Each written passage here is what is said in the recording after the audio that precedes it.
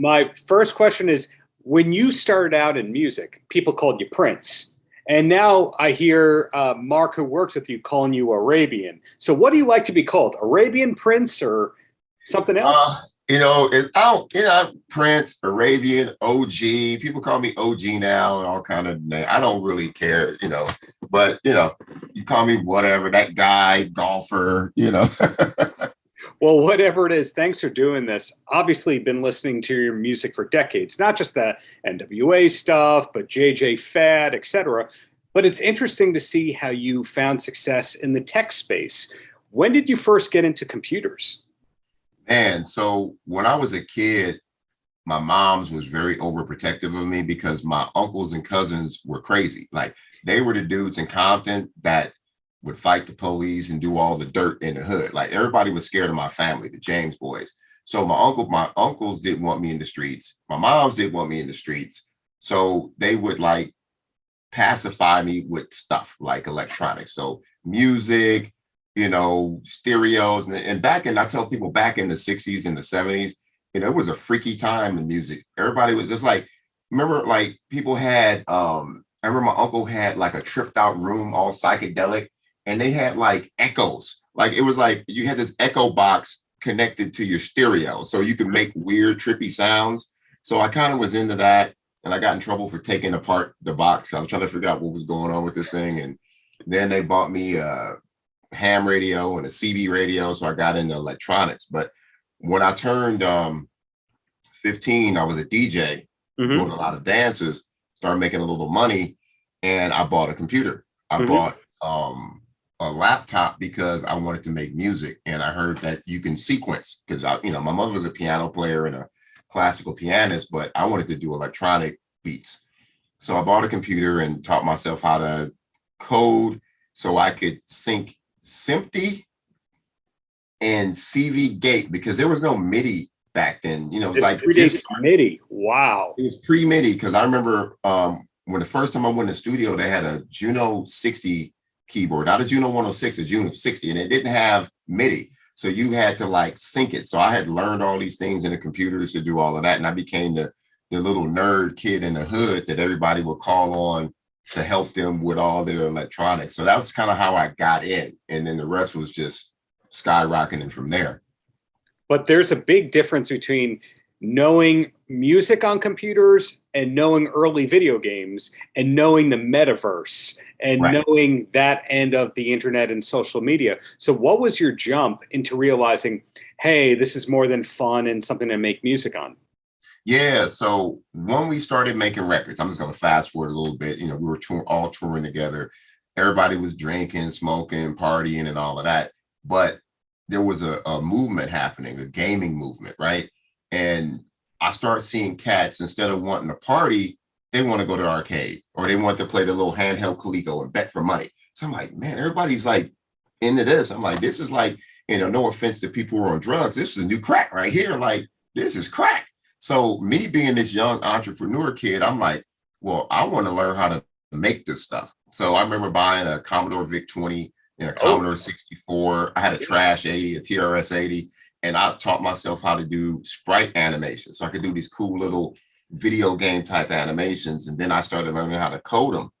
And then I got into Autodesk 3D Studio Max version 1 and Lightwave, because I wanted to make more realistic animations and got really good at that and started going to computer festivals. I would go to like SIGGRAPH and Comdex back in the day and learn more, and just got kind of picked up by some companies who were like, man, you're good at this. Cause I would go to their booths and just stay on their equipment because they had like the SGIs and the high-end, PCs back then. And somebody walked up to me from a little known company named Saban at the time. It was like, dude, like, you're good. Like, what are you doing? I told him like, why are you so good at this? I'm like, I got a ton of time on my hands,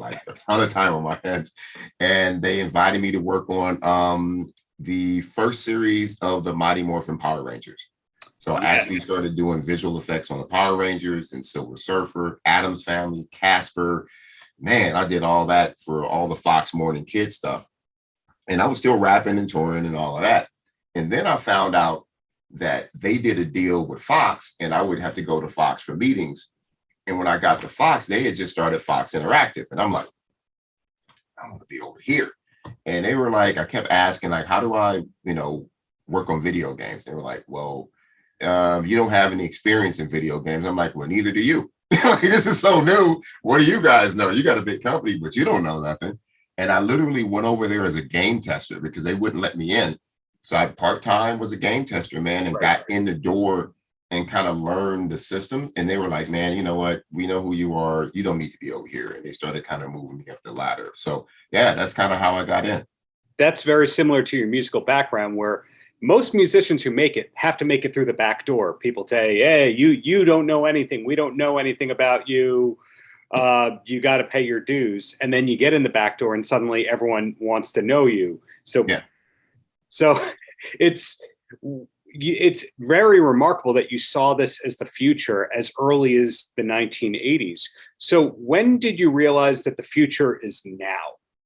Yeah. So I tell people, I understand the marketing side of the metaverse. I understand the marketing side of blockchain and crypto and NFT, right? They put names on things that have been around for a long time so that they can monetize them. So when I heard about this whole metaverse thing, I started laughing. I'm like, well, I've been in the metaverse for the last 41 years because I'm an RPG role-playing guy. Like, I would live in EverQuest. I would live in Asheron's Call and what's my other favorite game? Elder Scrolls and Zelda and, Final Fantasy. I lived in there. That's the metaverse. Any place that you go to have an alternate reality is the metaverse. All the kids that are in Fortnite and Roblox, that's the metaverse. They've been in the metaverse for the last 5-10 years. Parents didn't know that until somebody put a name on it. So, I was in it and just waiting for it to happen, and now that it's happened, I had some friends of mine come to me in the medical space wanting to spend money in the metaverse. And, I always say no offense to the other metaverses out there, the Decentralands and the, sandboxes and all the other ones, but I call them Donkey Kong 2.0. And they just took old video game tech and rehashed it and said, hey, give us money for land. This, the metaverse, you want to be here, live next door to Snoop Dogg for 1.5 million. And I'm like, well, you could have lived next door to Snoop Dogg for real for 1.5 million, right? Not in the metaverse, but we wanted to create something a little more serious. I'm all about giving back. I'm all about community. I know where I came from, being in Compton in the hood. My mother and father both passed away of cancer. A lot of people around me are sick and dying, even a lot of, especially a lot of rappers, man, a lot of my rapper friends are passing away, left and right, and it's crazy. And I'm like, dude, we got to do more, especially for the inner cities, for the rural communities, for people who don't understand or are scared of healthcare. That's one of the biggest things, especially in the Black communities and the people of color. They're scared of healthcare. Sure. So you got to change the narrative and the look of healthcare. One, simplify it, make it accessible, and get people that look like the people that need help to run it. So I look like everybody else. And I'm like, hey, let's get a bunch of like-minded people together in this ecosystem. Let's create this community of connected healthcare in the metaverse and make it as easy as going on to Instagram and TikTok. So that's what we're doing.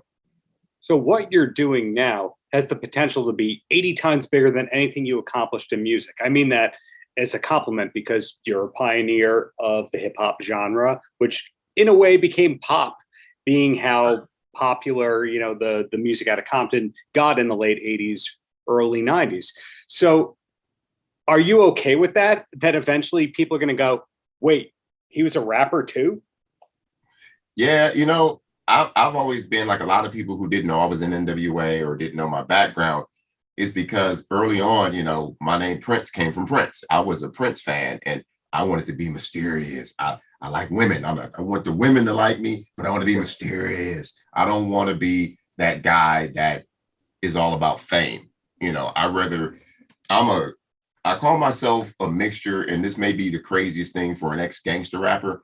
I'm Willy Wonka and SpongeBob smashed together because I'm like the happiest dude on earth, but I'm like crazy creative. Like, what's next? I don't give a crap about what's going on now. Yeah. What can we create next? So putting those two things together with me and then slapping me into a tech space, I'm always looking at a little niche, a little vertical. So I didn't want to do an entertainment metaverse. I didn't want to do what everybody else was doing. I wanted to do something that had inherent value. And I think that attacking medical is that. And medical, when I mean, and I want to clarify when I say medical, it's health and wellness, which encompasses everything we do in life. So it's not just about hospitals and professional doctors. We're talking about alternative healthcare, including psychedelics, including cannabis and CBDs.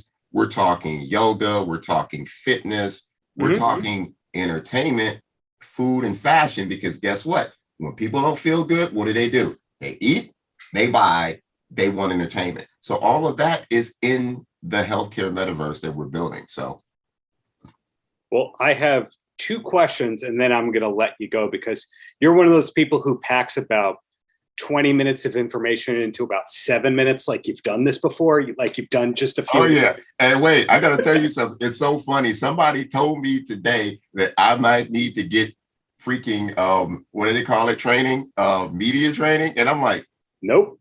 Me? I've been doing this for the last 41 years. Like, I don't think I need that. Yeah, you don't have the uhs and the ums and the verbal tics. So you've graduated from media training. Oh, yeah. So the first question I have is, obviously Straight Outta Compton, the biopic has so many fallacies and so many omitted people, yourself included. You were more central to the story than the movie ever let on. But one thing that I was trying to figure out, I read somewhere that Eazy-Does-It, which in my opinion is the best thing N.W.A. ever did over Straight Outta Compton, that Eazy-Does-It, Straight Outta Compton, and the DOC record, all of them were done pretty much at the same time. Is that true? Any recollection? Yeah, that pretty much is true. We were in the studio like nonstop working on all those projects, right? DOC came a little later because we found him, I think Eazy bumped into him at something in Texas or something like that. But all of those things, it was like a family thing. Like, what are we working on today? Oh, here's an idea. Who? That's, yeah, get at the Eazy. You know what I mean? It's like, I want this, I want that. And it all kind of happened at the same time. And I always tell people, if you really listen at the progression of production of N.W.A. and all the things around, you heard the sound change from what we were doing with electro music. So we were using the same equipment from electro at first. And then we kind of graduated and honed the sound to get more, precise, because we really were into that old school blaxploitation sound, what I mean? Yep. And, we didn't like to sample a lot. So we would like hire guitar players and hire flute players and bring these people into play. So we learned as we went, man. And yeah, they were all done around the same time. That's so interesting to me, because everyone frames it like Straight Outta Compton was this landmark album that was the craft, but it was 3 albums at the same time, more or less. Yeah. And like I said, it was just, it wasn't a plan. I hate when people go, a lot of people talk about Tupac like that. Man, I wonder what Tupac was thinking when he was writing this stuff, or I wonder what N.W.A. was thinking when they was in the studio. They were like this, and I'm like, we're trying to figure out what we're eating for lunch. Like, yeah, Marlon Wayans, who was friends with Tupac, was saying, no, he was just stoned all the time. That there was no intent behind the whole thing. It was, we were hungry. It was fun. We were trying to make money, man, and survive at the time. And, it came out how it came out. And awesome. My last question, which has nothing to do with anything, is Compton, not that far from Pasadena. And when I think of bands that changed the California music scene, I don't just think of N.W.A., I think of Van Halen. Any tie-ins that you had with Van Halen over the years? Was there any crossover? Because we did hear, for example, Tone Loc sampled Van Halen on Wild Thing. Right. And different people sampled them. Was there any of that around you or N.W.A.? So not Van Halen, but there was going to be a cross thing with Guns N' Roses. Like, it was in the works. Like, Axl Rose was wearing an N.W.A. hat on stage. Right. Go look that up. He was hanging out with Eazy, and they were trying to figure out how to do this, but the record companies couldn't get together on it. It was like, well, what label is it going to be on? How is this going to work? Is it going to ruin this, you know, it might ruin Axl's career more than N.W.A by doing this because nobody knew, so it never happened. But, you know, we listened to all kinds of music back then, you know, and that's what I think what made what N.W.A was so special. And that's why it had more of a rock driving feel, because we were just musicians, man. We were just into that, you know, so. As you said, there was actually live guitars on those early N.W.A and related recordings, whereas most other people were just sampling, not using local musicians. Yeah. Yeah. And one last thing I want to tell you, and I know I don't want to sound like a salesman, but I'm really bullish on this. I want to get, you know, I know this is Hype Magazine. I want people from the hood. I want the homies, all the people in the inner cities to go to the website, to MdDAO.com and whitelist, because what we're going to do, we have membership tiers, but we're going to be giving away memberships to inner cities. We're going to be taking care of my people and just getting people in the metaverse, whether it's free or whether it's really, really cheap, because we want equal access. We know the people with money are going to jump all over this and buy up all the land and do all the stuff that they do, and the speculators. Well, I want to make sure that people in the rural communities, and not just the Black people, I mean, everybody who needs access, who may not have the money or, you know, what they need, we want to help them out. So just go whitelist, go be a part of this, and I'm going to take care of you. Prince, Arabian Prince, whatever I'm calling you, thank you for the information. Thank you for your contributions to society. It's really exciting to see what you're doing and where things are going to go. I appreciate you, man. I appreciate you so much. Have a great day. Paltrocast.